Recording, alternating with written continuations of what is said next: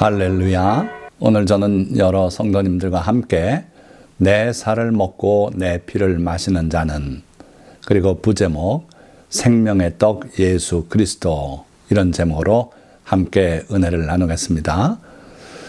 예수님께서 광야에서 오병이어의 기적을 베푸신 후에 가버나움 회당에서 가르치실 때 이런 일들이 벌어졌습니다. 자, 우선 예수님이 전하신 메시지를 보면은 요한복음 6장에 상세하게 소개되어 있는데 48절의 말씀 보니까 내가 곧 생명의 떡이니라. 너희 조상들은 광야에서 만나를 먹었어도 죽었거니와 이는 하늘에서 내려오는 떡이니 사람으로 하여금 먹고 죽지 아니하게 하는 것이니라. 이 말씀에서 관심 있게 보셔야 할 것은 예수님은 생명의 떡이다. 광야에서 남자만 5,000명, 어린아이와 유부녀 합치면은 2만 명 이상은 될 거라고 추정되는 그 사람들에게 놀라운 기적을 베풀어서 떡을 먹여주시지 않았습니까? 생선도 먹여주시고. 그런데 그것과 연관해서 바로 예수님이 생명의 떡이다라고 말씀하고 계신 거예요. 생명의 떡이니까 단순히 배를 불려서 한 끼 때우는 것이 아니라 무언가 우리에게 새로운 생명을 주시는 그런 분이시다 하는 말씀인데, 이것과 연관해서 구약시대에 광야에서 먹었던 만나를 말씀하고 있어요. 그래서 너희 조상들은 광야에서 만나를 먹었어도 하나님께서 기적을 베풀어서 매일같이 만나가 내리지 않았습니까? 그래서 그 만나를 먹고 살았는데, 그러나 결국은 다 어떻게 됐습니까? 죽었다 하는 거예요. 그러나 오늘 주님께서 말씀하시려고 하는 이 생명의 떡은 그런 떡이 아니고 하늘에서 내려오는 떡인데 사람으로 하여금 먹고 죽지 아니하게 하는 것이니라. 놀라운 내용이에요. 이 말씀 그대로 믿기가 쉽지 않았을 걸로 보입니다. 예수님이 자기 자신을 가리켜서 이는 하늘에서 내려오는 떡이고 사람들이 이 떡을 먹으면 죽지 않고 살겠다. 그런 말씀이에요. 구약에서 만나를 먹은 사람도 다 죽었는데 어찌 예수 그리스도를 먹는 사람은 죽지 않고 살겠다 하는 말씀인지 그거 쉽지 않은 내용이죠. 자, 이어서 51절 말씀 보니까 나는 하늘에서 내려오는 살아있는 떡이니 사람이 이 떡을 먹으면 영생하리라. 내가 줄 떡은 곧 세상의 생명을 위한 내 살이니라 하시니라. 자, 조금 전에 이야기를 듣고도 쉽지 않았는데 거기에 한 걸음 더 나가셔서 바로 내가 주려고 하는 것이 내 살이다 하는 거예요. 그런데 그 살은 세상의 생명을 위한 내 살이다. 그렇게 말씀하고 있는 거죠. 그리고 사람이 이 떡을 먹으면 영생하리라. 그리고 예수 그리스도는 하늘에서 내려온 살아있는 떡이다. 이 말씀을 반복해서 하고 있는 거예요. 자, 이렇게 되니까 그 말씀을 듣던 회당 안의 유대인들이 서로 다투어 이르되 이 사람이 어찌 능히 자기 살을 우리에게 주어 먹게 하겠느냐. 자, 그걸 먹고 영생하고 하는 거는 둘째고 어찌 능히 자기 살을 우리에게 주어서 먹게 하겠느냐.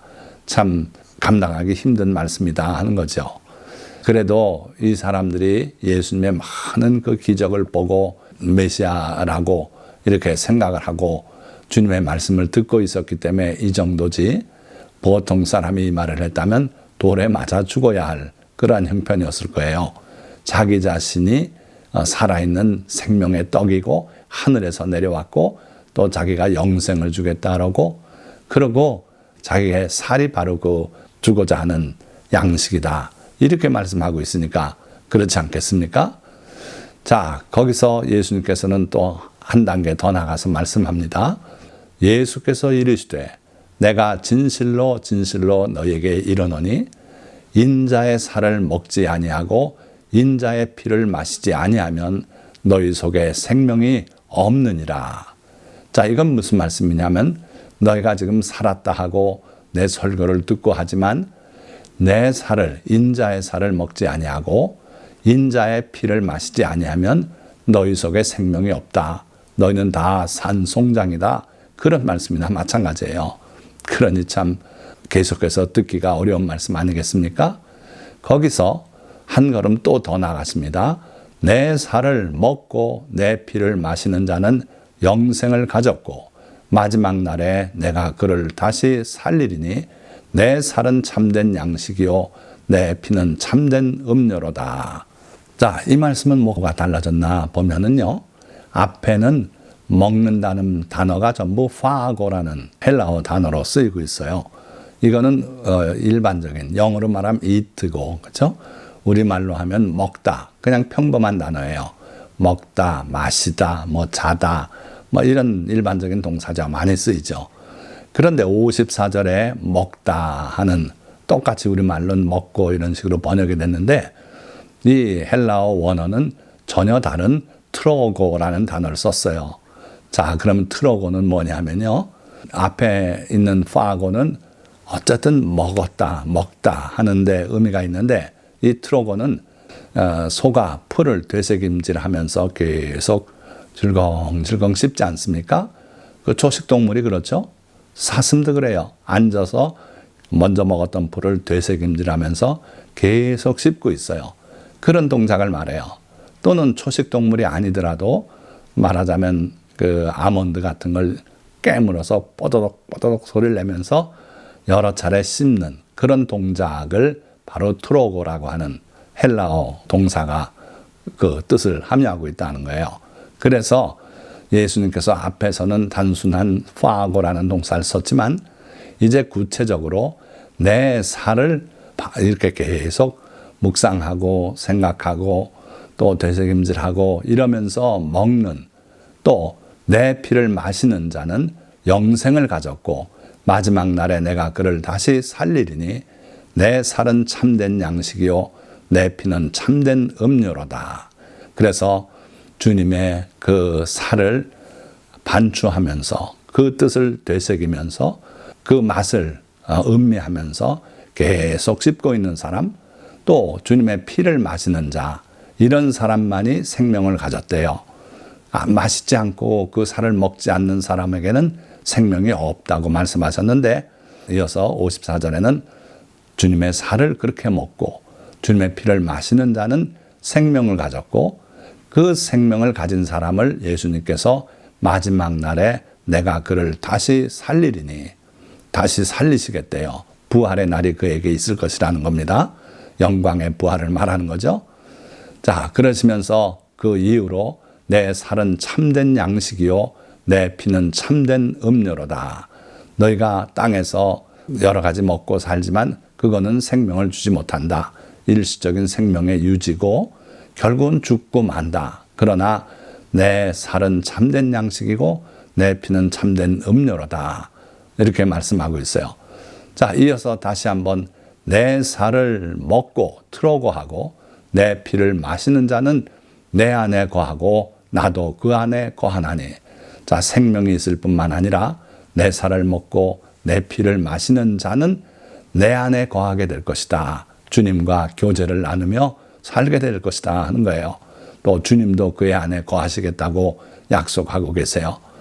자, 마치 살아계신 아버지께서 나를 보내심에 내가 아버지로 말미암아 사는 것 같이 나를 먹는 트로고하는 그 사람도 나로 말미암아 살리라. 주님의 그 살을 계속 음미하고 그렇게 먹는 그 사람도 주님으로 말미암아 살겠다는 거예요. 자, 그러면 구체적으로 우리가 주님의 살을 먹고 주님의 피를 마시려면 어떻게 해야 하는가? 주님께서 마지막 날 잡히시기 전에 만찬을 베풀지 않습니까? 그러시면서 이를 행하여 나를 기념하라 하시고 떡을 떼서 제자들에게 주시면서 이것은 너희를 위한 내 몸이다. 받아 먹으라. 그리고 또 식후에 잔을 가지시고 이것은 많은 사람의 죄사함을 위하여 흘리는 나의 피 곧 언약의 피니라. 그렇게 해서 주님의 살과 피를 기념하는 그 성만찬 예식을 우리에게 허락하시고 이것을 행해서 주님을 기념하라고 명하셨어요. 그러니까 우리가 주님의 살을 먹고 주님의 피를 마시는 한 가지 방법은요, 여러분들이 성만찬에 참여해서 주님을 기억하고 감사하면서 주께서 우리를 위해서 고난당하심을 기억하고 기념하는 이 행사를 통해서 우리가 주의 살을 먹고 주의 피를 마실 수 있는 겁니다. 그러나 또 그것 말고도 오늘 사실 주님이 교훈하시는 내용은 또 다른 내용이에요. 자, 그 얘기를 하기 전에 먼저 피를 먹는 거에 대해서 한번 생각을 해보겠습니다. 신명기 12장 25절 말씀 보니까 너는 피를 먹지 말라. 내가 이같이 여호와께서 의롭게 여기시는 일을 행하면 너와 내 후손이 복을 누리리라. 자, 피를 먹지 말라고 분명히 말씀하고 있어요. 지금 이 신명기 12장 25절의 말씀은 매우 부드럽게 표현된 구절인데요. 이 말씀 말고도 피를 먹지 말라는 말씀이 여러 군데 있습니다. 창세기부터 노아 홍수 이후에 그 살아남은 노아 가족들에게 명하신 내용 중에 하나가 바로 피를 먹지 말라는 거예요. 모든 짐승을 이제 너희들에게 먹거리로 주겠다. 그러나 다만 그 피는 먹지 마라. 그 피는 땅에 물과 같이 쏟아 버리고 그 고기만 먹게 그렇게 명하셨어요. 그 이후에 모세를 통해서 하나님께서 계명을 주실 때도 피를 먹지 말라고 누차 말씀하고 계십니다. 왜 피를 먹지 말아야 합니까? 아무런 이유가 설명이 없더라도 우리는 주님의 계명은 존중하고 지켜야 해요. 왜냐하면 선과 악을 구분해서 우리에게 말씀하실 분은 하나님뿐이 안 계셔요. 우리가 선과 악의 결정, 주체가 될 수 없다는 거예요. 바로 아담과 하와가 실패한 것도 그 면에서 실패한 거예요. 하나님께서 그 선과 악을 알게 하는 나무, 그 과실을 먹지 말라 했는데 먹는 날엔 반드시 죽으리라 하셨는데 그걸 그들이 어기고 그리고 자기도 하나님처럼 선과 악을 구별할 수 있는 존재가 되길 원해서 그 일을 했다 그랬어요. 그래서 우리가 선과 악, 옳고 그른 것을 구분하는 그 일은 하나님의 일이다. 우리의 영역이 아니다. 우리는 하나님께서 옳지 않다 가르쳐 주셨을 때 아멘, 동의합니다. 믿습니다. 그렇게 하고 거기에 따라 순종하면 되는 거예요. 그런데 이 피에 관해서도 다른 이유가 전혀 없더라도 피를 먹지 말라 말씀하셨으면 아멘 하고 안 먹으면 됩니다. 이 말씀은 오늘까지 유효해요. 우리 이방, 그러니까 이스라엘 백성이 아닌 사람들 가운데 예수를 믿어서 하나님의 자녀가 된 우리에게도 오늘까지도 이 말씀은 유효합니다. 왜 그렇습니까? 이유가 없더라도 아멘으로 받아들이면 되지만 하나님께서는 이에 관해서 이유까지 우리에게 설명하고 있어요. 자, 레위기 17장 14절 말씀 보니까 모든 생물은 그 피가 생명과 일체라. 그러니까 사슴이든 코끼리든 말이든 양이든 또 우리 인간이든 그 생물은 피가 생명이나 마찬가지다.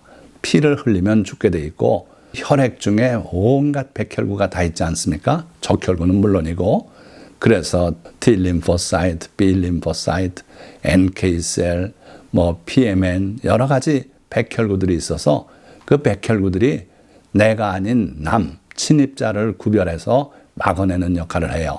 그게 바로 면역이죠. 그래서 생명이 피에 있다. 내 장기가 아닌 다른 사람의 장기를 수술받으면 원칙적으로는 이 면역세포들이 다 그걸 인식하고 내가 아니다, 남이다, 못된 것이 침범했다. 이렇게 판단해서 공격해서 이식된 장기는 죽게 돼 있습니다. 파괴가 되게 돼 있어요.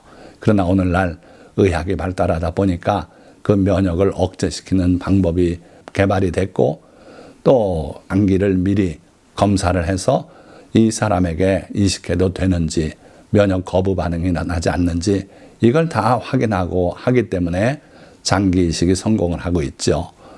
자, 그래서 그 피가 그런 역할을 한다 하는 거예요. 나와 남을 구분하는. 이게 생명 유지의 기초적인 장치지요. 그래서 하나님께서는 피가 생명과 일체라고 말씀했어요.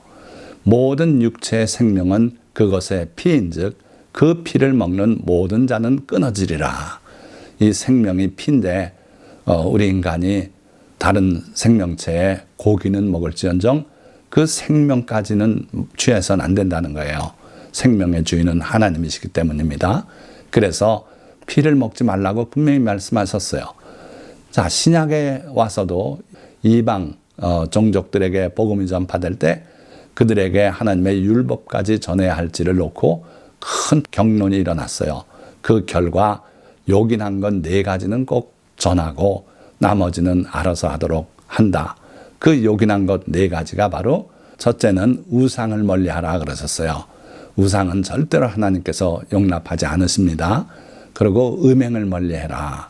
그리고 피 먹지 마라. 그리고 목매달아 죽인 짐승 먹지 마라. 그렇게 해서 이 피에 관한 계명은 지금도 우리에게도 여전히 유효한 계명이 돼 있어요. 하나님께서 변치 않는 영원한 계명이라고도 말씀하셨습니다. 자, 그런 중요한 계명인데 예수님께서 내 살을 먹지 아니하고 내 피를 마시지 않는 자에게는 생명이 없다고 말씀하시고 내 살을 먹고 내 피를 마시는 자는 영생하리라고 그렇게 말씀하시니 이 말씀이 받아들이기가 쉽겠습니까? 그래서 60절 보니까 제자 중 여럿이 듣고 말하되 이 말씀은 어렵도다. 누가 들을 수 있느냐 한데 예수께서 스스로 제자들이 이 말씀에 대하여 수군거리는 줄 아시고 이르시되 이 말이 너희에게 걸림이 되느냐. 살리는 것은 영이니 육은 무익하니라. 내가 너희에게 이른 말은 영이요 생명이라. 자, 그래서 그들이 받아들이지 못하고 수군대고 이런 소동이 벌어지고 있었는데 예수님께서 그 해석의 열쇠를 우리에게 주고 계세요. 자, 내 살을 먹어야 산다 그랬고 내 피를 마셔야 산다 그랬는데 우리에게 생명을 주는 것은 바로 실제적인 내 살과 내 피가 아니다. 그러니까 육은 무익하다. 살리는 것은 영이다. 영이 살려준다는 거예요. 그래서 그러면 영은 뭡니까? 내가 너희에게 이른 말은 영이요 생명이라. 내가 너희에게 일러준 교훈한 그 모든 내용이 바로 영이고 생명이다. 그것이 그 말씀이 생명을 주고 한다는 거예요. 그래서 아까도 말씀드렸지만 내 살을 먹되 그냥 먹는 게 아니라 되새김질 하듯이 계속 씹고 또 생각하고 묵상하고 성령께 구하고 그래서 그 의미를 깨달아갈 때 그것이 우리를 살려주는 영이 돼서 우리 안에 거하시겠다 하는 거예요. 자, 그래서 예수님은 요한복음 1장에 보니까 태초에 말씀이 계시니라. 그 말씀은 하나님과 함께 계셨고 그 말씀이 곧 하나님이시니라. 이렇게 말씀하고 있지 않습니까? 그리고 그 말씀은 진리의 말씀이고 또 요즘 신학으로 그걸 체계화시키니까 교리의 말씀이고 또 우리의 일상생활에 관한 교훈의 말씀이에요. 그리고 우리가 장차 겪게 될 일들의 예언의 말씀이기도 하고 그렇죠. 그래서 예수님께서 우리에게 들려주신 이 모든 내용들이 곧 우리를 살리고 하는 영이 되고 우리의 생명이 된다 하는 거예요. 자, 물론 예수님께서 주신 그 성만찬, 떡과 잔 이것이 또한 우리를 살려주는 예수 그리스도의 몸과 피를 상징하는 것이 되기도 하죠. 모세가 하나님을 뵙고 싶어 할 때 하나님께서 그의 앞으로 지나시면서 손으로 그를 누르고 그러고서 반포하신 내용이 있어요. 출애굽기 34장에 나오죠. 여호와께서 그의 앞으로 지나시며 선포하시되 여호와라 여호와라 자비롭고 은혜롭고 노하기를 더디하고 인자와 진실이 많은 하나님이라. 인자를 천대까지 베풀며 악과 과실과 죄를 용서하리라. 자, 이 말씀을 읽을 때마다 감사하고 감동이 몰려오지 않습니까? 우리 하나님은요, 두렵고 심판하고 그런 하나님만은 아니시다는 거예요. 때로는 우리가 죄 가운데 빠져서 도저히 회개할 기미가 보이지 않을 때는 심판하시기도 하십니다. 그러나 일반적으로는 하나님은 자비롭고 은혜롭고 노하기를 더디하시고 인자와 진실이 많고 그리고 인자를 천대까지나 베풀고 악과 과실과 죄는 용서하시는 그런 하나님이시다는 거예요. 그래서 이러한 우리 하나님 아버지의 성품이 예수 그리스도의 성품으로 그대로 나타나고 있고요. 이게 바로 사랑이 아닙니까? 그래서 하나님은 사랑이시고 예수님 역시 사랑이신 분이에요. 또 예수님께서 이 땅에서 활동하실 때 한 나병 환자가 주님 앞에 나오지 않았습니까? 주님께 꿇어 엎드려서 주께서 원하시면 저를 깨끗하게 하실 수 있나이다. 그때 예수님께서 불쌍히 여기사 손을 내밀어 그에게 대시며 이르시되 내가 원하노니 깨끗함을 받으라 하시니, 자, 여기 보니까 우리의 행복을 원하시는 주님이에요. 마지못해서가 아니라 그것을 주님은 간절히 원하셔서 이 땅에 오셨어요. 우리의 죄를 대신 담당하시고 우리의 질병을 지고 가시기 위해 우리에게 생명을 주되 풍성한 생명을 주시기 위해서 오신 분이 예수님이시고, 우리가 그렇지 못한 상황에 빠진 걸 보실 때는 불쌍히 여겨서 도움을 베푸시는 분이 주님이시다 하는 거예요. 그래서 예수 그리스도의 그 살과 피를 마신다는 것은 주님의 모든 가르치신 말씀들을 늘 반추하고 깨달아 나가고 하는 건 물론이거니와 주님의 이 따뜻한 마음, 불쌍히 여기시는 마음까지도 우리가 배워나가야 된다 하는 거예요. 자, 말씀을 맺겠습니다. 예수 그리스도는 하늘에서 내려온 생명의 떡이십니다. 이 생명의 떡 예수 그리스도의 살을 먹고 피를 마시는 자는 주 안에 거하며 영생할 것이지만 그의 살을 먹지 아니하고 그의 피를 마시지 않는 자에게는 생명이 없습니다. 주께서 말씀하는 그의 살과 피는 그가 가르치신 모든 말씀을 의미하며 그 말씀이 곧 우리를 살리는 영이요 생명입니다. 그래서 우리는 주님의 말씀을 날마다 읽고 묵상하며 구원의 도리는 물론 주님의 긍휼히 여기는 마음과 사랑을 배우고 실천하면서 살아야 합니다. 그럴 때 우리는 비로소 참 그리스도인이요 예수 그리스도의 생명이 우리 안에 있고 그 생명으로 영생을 누리게 될 것입니다. 오늘 이 말씀을 들으신 모든 성도님들 다 이와 같이 주님의 말씀을 늘 읽고 묵상하며 또 주님의 그 사랑, 그 마음을 본받아서 주님의 생명을 마음껏 누리는 성도님들이 다 되시기를 예수 그리스도의 이름으로 축원드립니다. 기도하겠습니다.